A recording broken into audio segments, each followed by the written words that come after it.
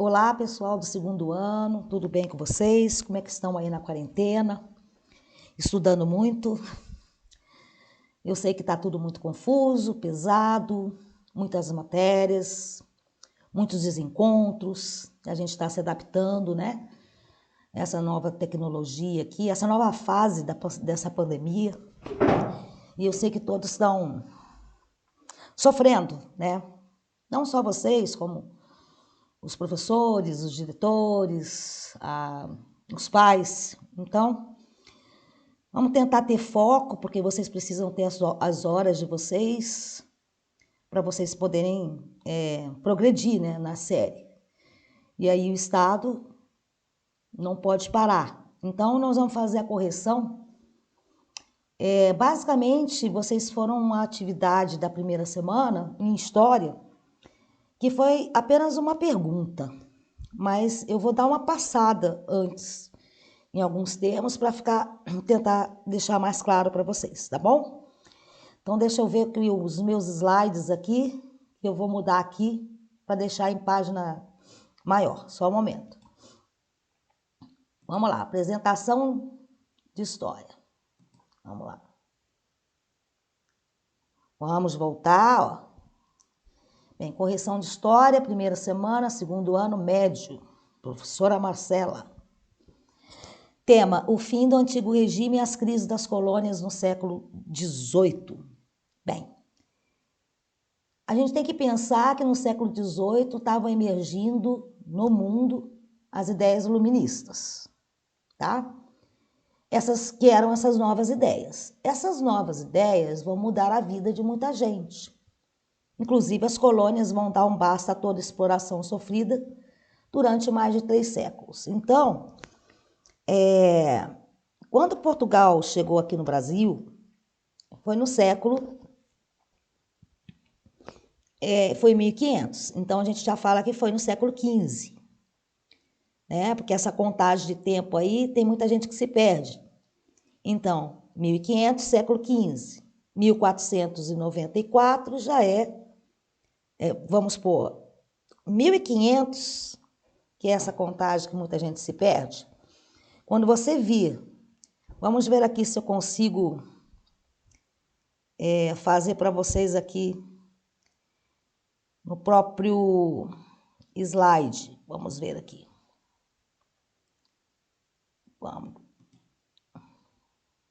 Vamos passar aqui.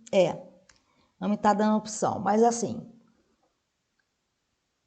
1500 vocês têm que pensar, é século XV. Quando termina com 00, 1500, 00, 15. Você fixa na tua cabeça. 1700, século XVII. 1800, século XVIII. Ao mesmo tempo que você vai pegar século XV, se você já fizer assim, 1502, já não é mais século XV. Olha que doideira. É século XVI. Porque você vai fazer o seguinte, quando não for 00 no final, vamos pôr 1502, você vai riscar esse 02, vai pegar 15, que é o começo, e vai somar mais um. Vira século XVI. Século XVIII. Então, vamos pôr. Século XVIII, 1800 é o século XVIII, 00. 1842 já é século XIX. Vamos somar. 18, 42, vamos cortar o 42, 18 mais 1, 19. Ok?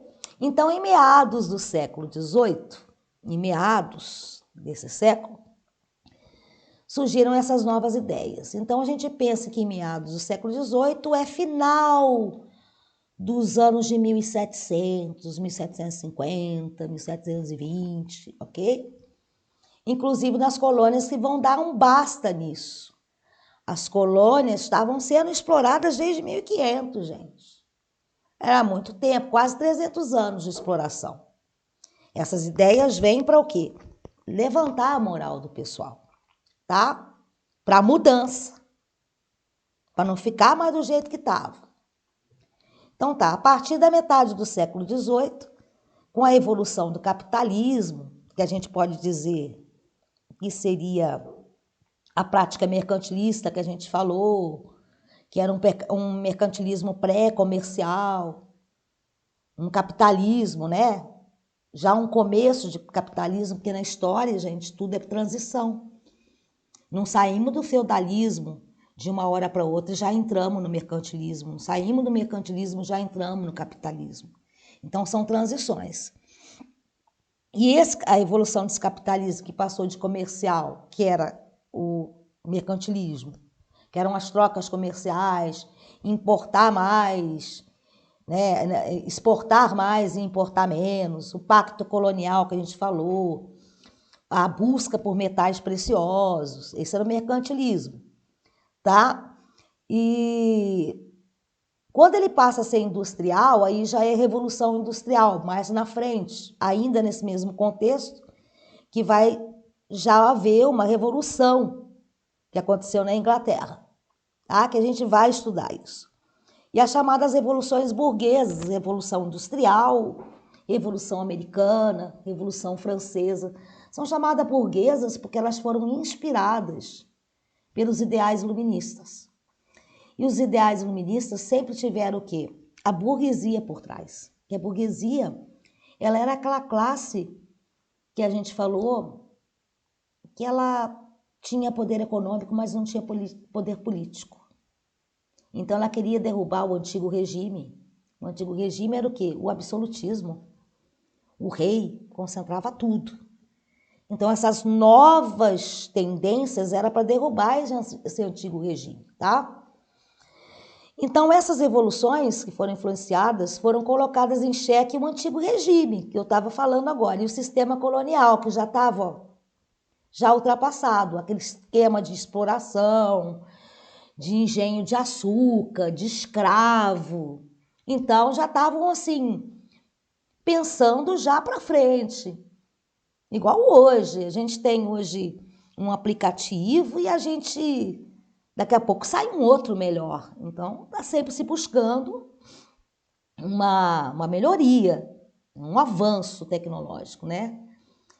E essas ideias revolucionistas, iluministas, elas também abriram caminho para a independência das colônias que tinham latino-americanas, incluindo o Brasil.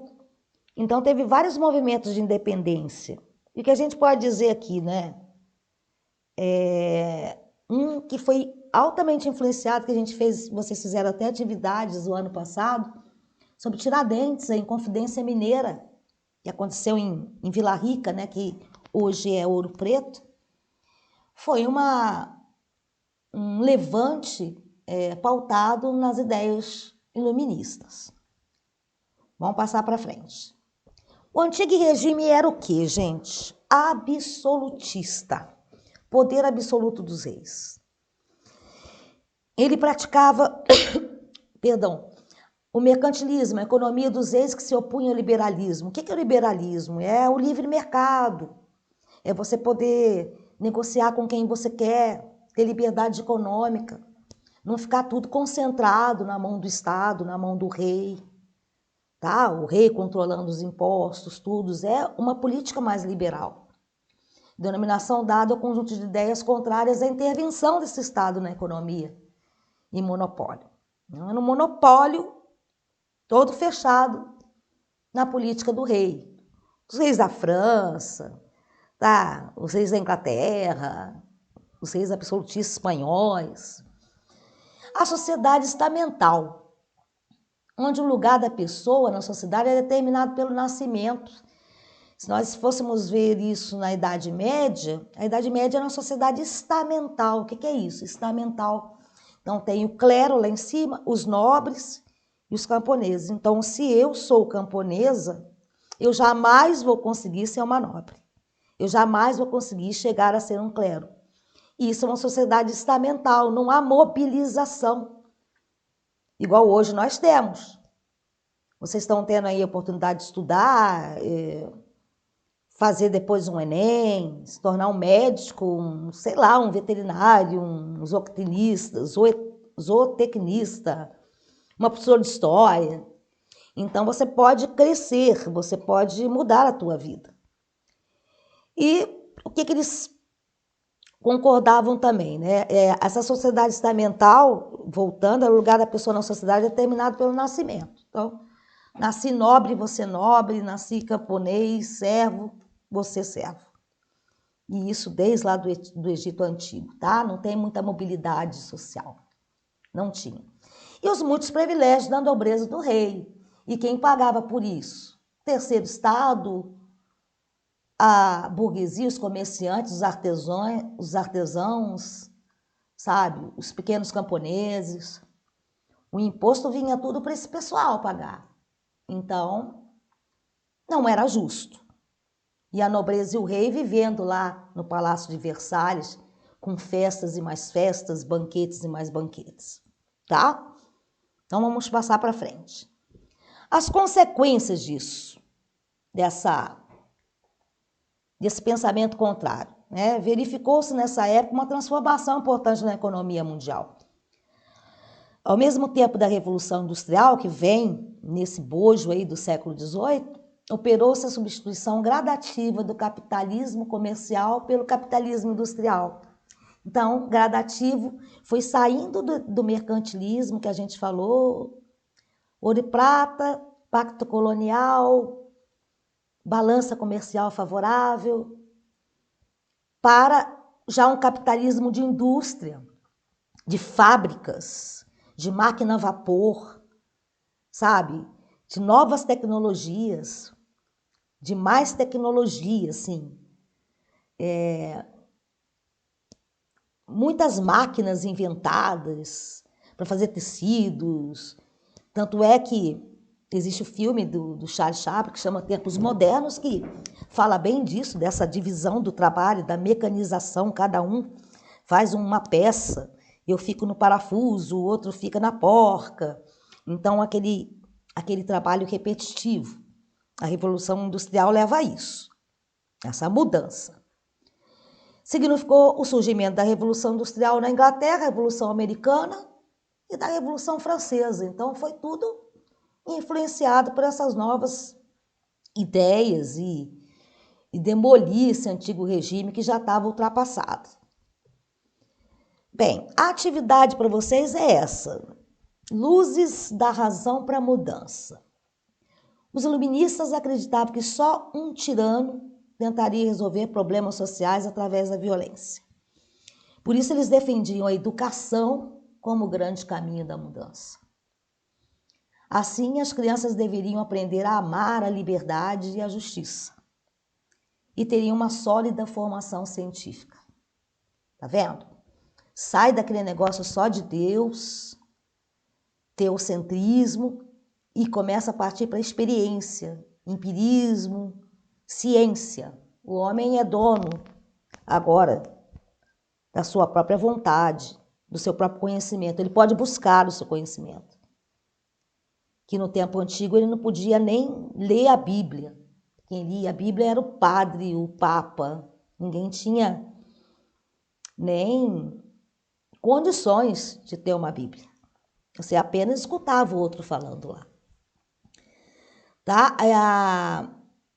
A tortura e a pena de morte seriam abolidas, porque existia muita tortura na Idade Média, pena de morte, porque Inquisição levava o pessoal para a fogueira, tá? Era contra uma doutrina cristã, era enforcado, queimado em fogueira. Acho que vocês já viram isso em algumas coisas de história na televisão. As prisões visariam a reeducação do criminoso. Seria a questão dos direitos humanos aí, né? A tolerância seria cultivada. Não se perseguiria ninguém por suas próprias ideias religiosas ou políticas. O que a gente pode pensar nisso? Intolerância religiosa, jamais. Temos que praticar o quê? A tolerância religiosa. Então, se eu tenho a minha religião, você tem a sua, eu tenho que respeitar e você tem que respeitar a minha. E a gente pode caminhar junto nisso. Que é uma coisa que hoje está acontecendo à torto e direito aí, que é uma intolerância de ideologia, né? Hoje no nosso país que a gente vive, né? Quem é de esquerda não aceita quem é de direita. Agora, esses movimentos aí que estão deflagrando, querendo fechar STF, querendo fechar Congresso Nacional, isso daí é uma forma de licenciamento da liberdade, que o princípio iluminista trazia. Os poderes têm que ser repartidos, executivo, legislativo e judiciário. Isso é ideia iluminista. Então, eu estou achando que hoje o Brasil não se encontra mais num estado tão democrático. Nossa democracia está um pouco fragilizada, tá? E ainda veio a pandemia aí para piorar um pouquinho mais, né? Então, vamos passar para frente. Agora você vai ter que pensar, e isso é uma coisa muito de você. Você vai ter que responder. Eu vou só dar as dicas, mas é uma coisa simples. Com tudo isso que eu falei, você acha que essas ideias seriam válidas hoje? Será que o Brasil atual deixaria um iluminista satisfeito? O que o iluminista pregava, né? Vamos voltar aqui, ó. Amar a liberdade, a justiça, a tolerância, pena de morte, tortura seriam abolidas. Hoje, no Brasil atual, o que nós estamos vendo aí hoje? Será que amam a liberdade? Será que gostam da justiça? Será que eles preservam a ciência? Pena de morte, tortura? Ainda não, mas armar a população. Então, não aceitar o contraditório, quem pensa diferente. Tolerância, você acha que existe tolerância hoje? Então, essa resposta é basicamente isso, é você entender que, será que o Brasil atual deixaria um iluminista satisfeito? Então, isso é uma coisa pessoal sua. Aí você vai escrever com as suas palavras. Eu já dei as dicas aí, vamos pensar nisso e fazer esse paralelo com o nosso Brasil de hoje, que devo dizer, queridos alunos, que eu falo mesmo, né, do governo, que está péssimo, né? Temos que melhorar. Não podemos ficar mais dessa forma, senão a gente vai ser uma nova ditadura. Tá bom? Então, é o encerramento da correção. Vocês do PET aqui de História foi o que tiveram apenas uma atividade basicamente de interpretação, de leitura e de uma síntese para vocês fazerem. Bem, e eu quero que todos fiquem bem. Estou fazendo aqui o meu melhor. Espero que vocês tenham compreendido, tá? Não compreendendo, você pode parar o vídeo, pode parar para ler, entendeu? Pode me perguntar, que toda terça-feira eu tô disponível aí para dúvidas, de 1 até quase 8 horas da noite. Então, pode me chamar, Marcela, não estou entendendo isso. Alguns eu sei que já se adiantaram, já passaram da semana 2 e tal.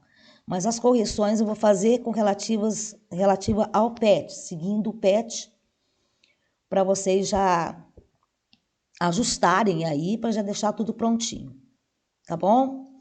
Bem, então, um beijo para vocês, espero que tudo melhore, tudo passe rapidamente, tá? Um abraço, fique com Deus. Beijos.